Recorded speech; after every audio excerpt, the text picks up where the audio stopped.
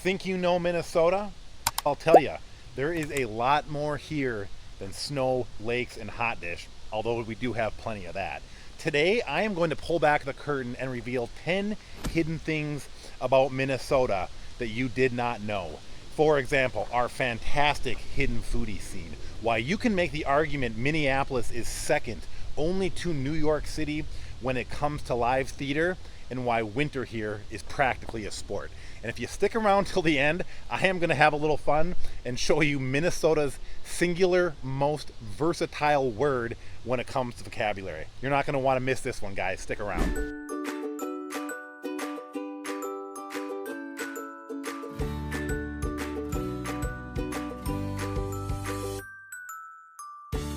I think if you are not from Minnesota, the number one maybe Minnesota-ism on your mind has to be that season of winter up in Minnesota. And I am dead serious when I say this. If you live in Minnesota, yeah, winter's a season. It is absolutely also a lifestyle. So first, when is winter?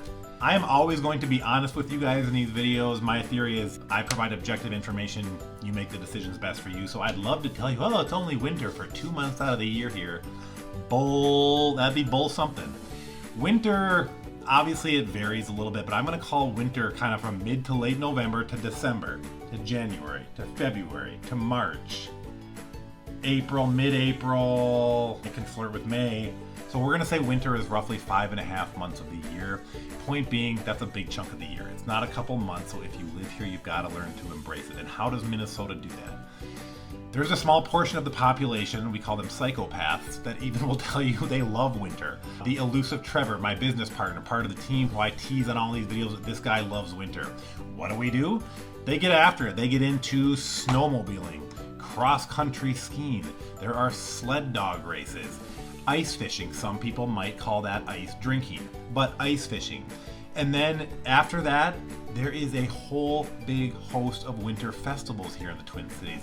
Things like the St. Paul Winter Carnival, things like the City of Lakes Loppet at Theodore Wirth Park, Holiday Dazzle at Loring Park, and then every year in January you have the World Snow Sculpting Championships in Stillwater, Minnesota. And I'm going to tell you guys something. I actually went to these this year, and the day I went to these snow sculpting sculptures, these snow sculpting sculptures event, it was minus 22 degrees. But you know what? They talk about dressing in layers. It turns out that's super true.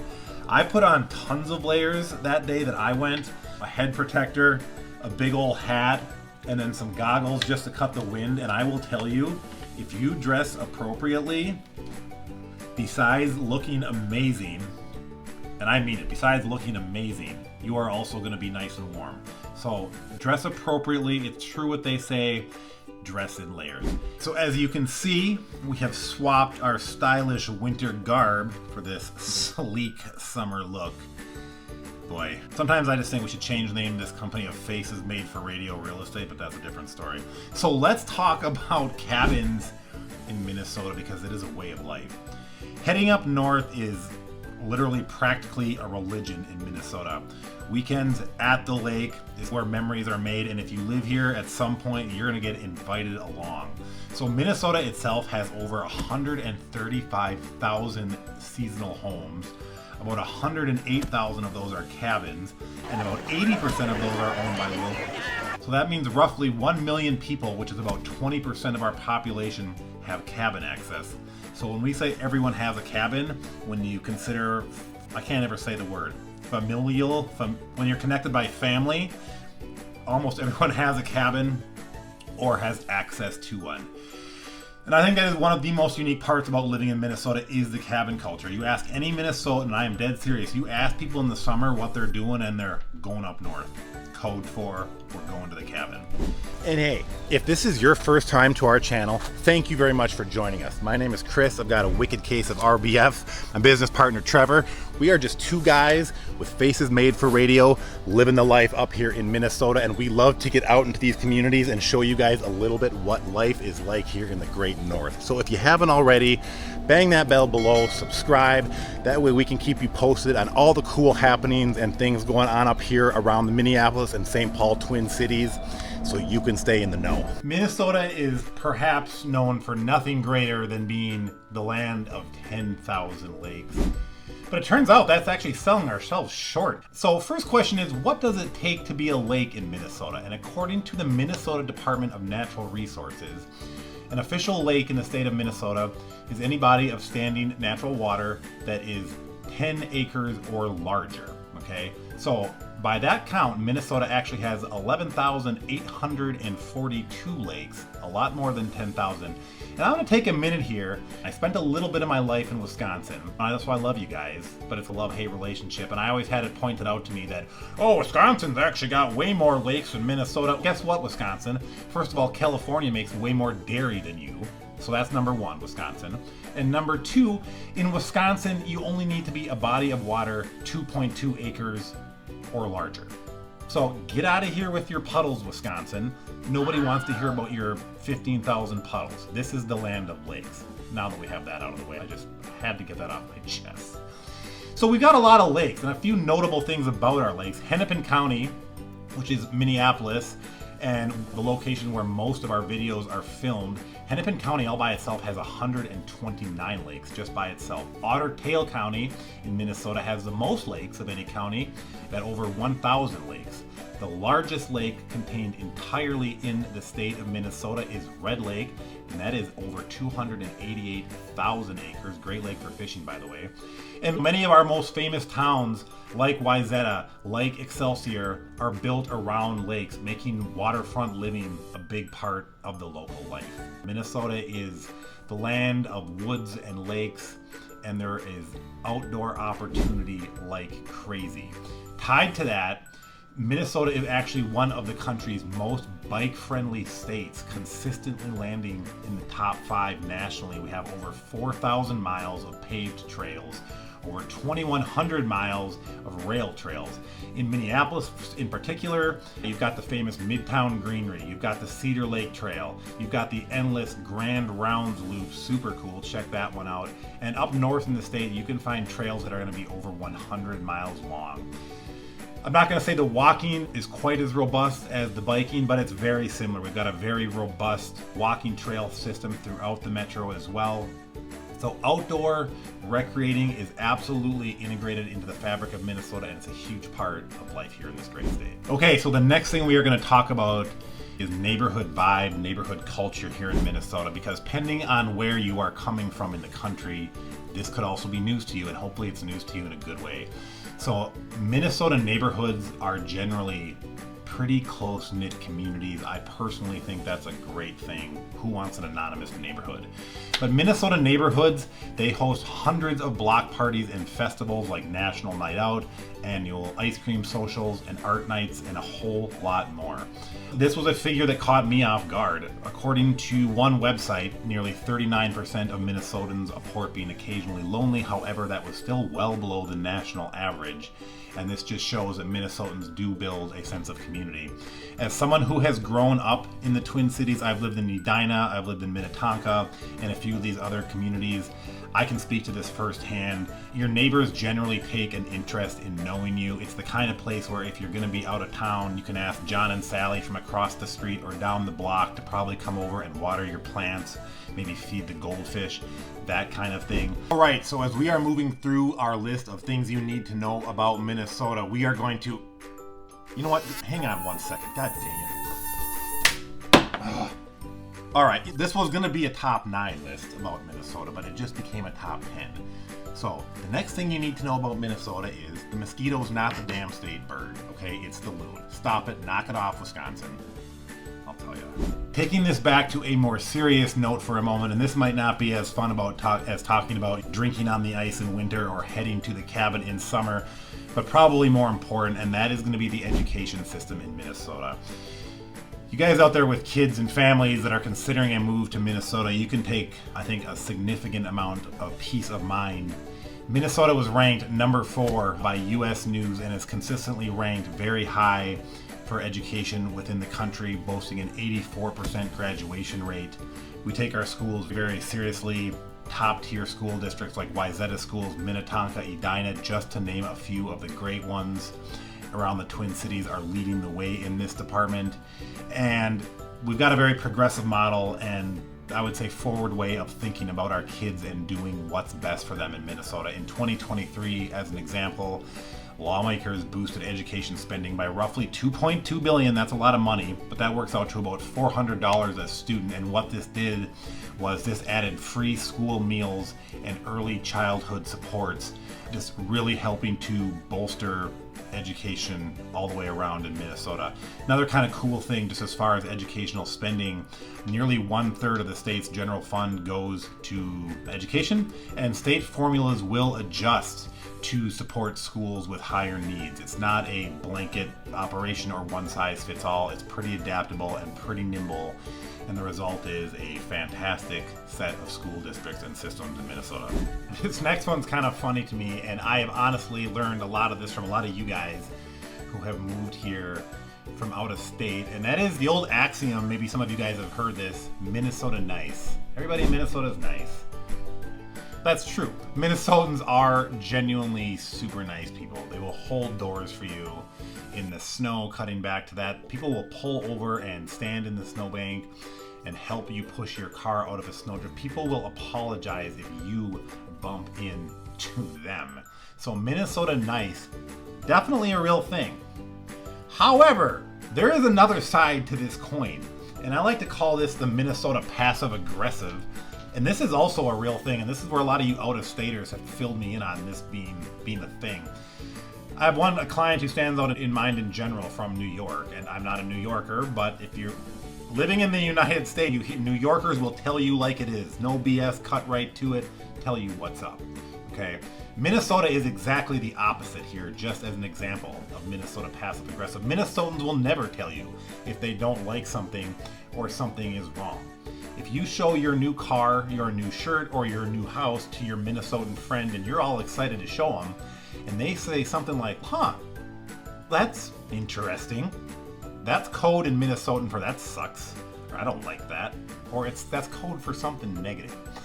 When it comes to showing homes, this is just another example.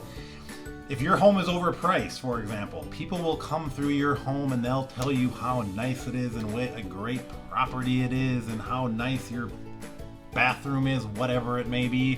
What they won't do is they won't tell you that they think your home is $100,000 overpriced. Instead, they'll just say, nice home, and they'll let you sit there on market and bleed. Minnesota nice, absolutely a real thing. Minnesota passive aggressive, also absolutely a real thing. Next one in here just for fun, but it's part of Minnesota culture. And back to that being transparent and providing all the information and not sugarcoating anything.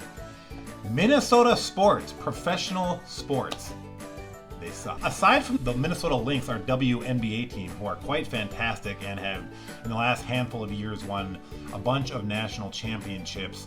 After that, there's a pretty significant drought happening. I believe the last time any Minnesota, and I'm talking the four major sports here, NFL, NBA, Major League Baseball, and hockey. The last time any Minnesota sports team won a championship, pretty sure was 1991, and that would have been the Minnesota Twins winning the World Series, giving us, I think, a 33-year drought without any major championship. So that's fun. We already talked about the Vikings. They're 0-4 in the Super Bowl. The Twins have won it twice, 91 and 87. The Minnesota Timberwolves have never even reached the NBA Finals. Last couple of years with Mr. Anthony Edwards and company, they've made it pretty interesting. I am hopeful for the future there. But so far, we haven't even made the finals with our NBA team. And as far as NHL, our current team, the Minnesota Wild, which came into existence in 2000, they have never won the Stanley Cup.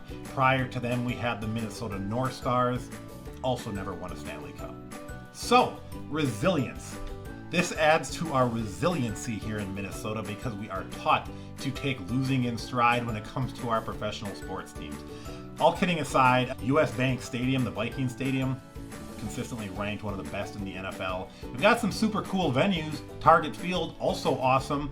We just need to work on those winning ways with our sports teams here in Minnesota. So as we are moving through our list of things you need to know about Minnesota, we have 2 to go, numbers 9 and 10, and I think we're saving the heavy hitters here for last. Some pretty cool things that may just surprise you. So number 9 is going to be the overall quality of life you can find in this state, and it is consistently way up there, my friends. So according to U.S. News and World Report, Minnesota ranks number 4 among U.S. states based on 71 different metrics across categories like healthcare, education, infrastructure, economy, and public safety. World Population Review ranks Minnesota number 2 for quality of life, noting high life expectancy, low poverty, strong education performance, clean air, safety, things like that. Just to touch on a few of these things, Minnesota boasts the 4th largest life expectancy in the nation at just about 81 years compared to the national average of 79. Health and well-being, just as someone who's lived here, I can tell you this state focuses on health. There's gyms everywhere. There's lots of little boutique health type businesses. Health and well-being is a big deal in Minnesota. Minnesota is frequently ranked among the healthiest states. That is part and thanks to insurance coverage, lower obesity rates, and proactive health policies. These are things near and dear to yours truly. Minneapolis was named the 2nd happiest city in the US and 30th happiest globally by the Institute for Quality of Life. Minnesota consistently places top 5 for education, according to US News and Intelligent Rankings, number 3 for child well-being and child care. It is recognized as the number 2 state for the least stressed state, according to WalletHub, and number 1 in voter participation, according to World Population Review. Number 3 in volunteering, according to AmeriCorps. And the last number I'm going to throw at you before we wrap this up is outdoor recreation contributes $13.5 billion to Minnesota's economy, growing 10.5% in 2023 and making up 2.8% of the state's GDP, according to Axios.com. So, quality of life is something we do really well here in Minnesota, and it's very well-rounded. I think that's a really big deal for anyone considering making a move to this great state. We are at number 10, and I told you at the beginning of this video you were going to want to stick around for this one because I do think this will surprise you. So when people think of Minnesota, if you're not from here, I think you think this is the land of 10,000 lakes, ice and snow, and maybe Paul Bunyan. Fair? I'm here to tell you there's a hell of a lot more going on here than just lumberjacks and lakes. I think what will surprise you perhaps the most about Minnesota is just how strong and rich this culture is. So I'm going to talk about this just for a couple minutes here. Number 1, the art scene. We have one of the most vibrant art scenes in the country, hands down. The Guthrie Theater is a world-class stage. It is here in Minneapolis, right on the Mississippi. There is the Ordway, the Children's Theater Company, and dozens of local theaters that bring Broadway-level performances to the Midwest. Interesting tidbit, Minneapolis, in fact, has more theater seats per capita than any city in the United States aside from New York. And just a couple other notable theaters in Minneapolis in the Twin Cities area is going to be the Pantages Theater, opened in 1916. We have the Orpheum, already talked about that. There is the State Theater, the Palace Theater, the Fitzgerald Theater. I could go on. Next, who do you like better, Prince or Bob Dylan? You can debate that one. Both are Minnesota legends. The music scene in Minnesota is also fantastic. And if you've ever heard of First Avenue, that is our legendary live music house and kind of the anchor of the music scene in the Twin Cities, with over 550 shows there per year between First Ave and its sister, the 7th Avenue Eatery. There is the Armory, there is the Skyway Theater. Oh, by the way, Atmosphere and Lizzo, also from Minneapolis. Fantastic music scene in Minneapolis. My music friends, you are going to love it here. Literary loves, Minnesota is also a reader's paradise. We have one of the highest literacy rates in the country. And just a cool little nugget, we are the birthplace of free little libraries, which are just these little wooden boxes you will straight up find scattered through neighborhoods all over this state where you can borrow a book and return it when you're done. Global influence, our culture also has strong influence from various cultures around the world. We have the largest Somali and Hmong populations in the US, as well as a very vibrant Ethiopian, Vietnamese, and Mexican communities. And that culture can be felt throughout the cities, in the arts, in the restaurants, and all kinds of stuff. Dining scene, fantastic in the Twin Cities. Yes, we love a good hot dish. I'm sorry, I'm gonna call it a casserole. But the dining scene goes way beyond that. Minneapolis has numerous James Beard award-winning chefs, super creative local markets, a lot of thriving farm-to-table concepts. The dining scene, along with the music scene, is gonna punch way above its weight class here in the Twin Cities. So it doesn't really matter if you're into art, music, literature, food. Minnesota's culture is not just nice, it's straight up next level. And I think it's one of those things that you don't expect until you get here. And once you get a taste of it, so many people come for the lakes, but they end up staying for that lifestyle. You made it. And like I said, if you stick around till the end, I'm gonna tell you what I think the most versatile word in the Minnesotan vocabulary is. You ready for this one? Ope. O-P-E, my friends, ope. If there's any other Minnesotans out there watching this, if you think there is a more versatile word, I want you to tell me what it is. Because ope can be plugged in almost anywhere. Ope can be, I'm sorry, oh, sorry about that. When you bump into somebody, oh, excuse me. It can mean whoops, oh. It's just something you can say to fill the silence. You hear all this, oh yeah, you betcha, and stuff like that about Minnesota. That's Canada. Get out of here. That's Canada. So I'm gonna say the number one most versatile word in Minnesotan vocabulary is ope. O-P-E. Thank you for joining us today, my friends. My name is Chris. I had a blast. I hope you guys did too. If you have not already, contact information is below. Please subscribe.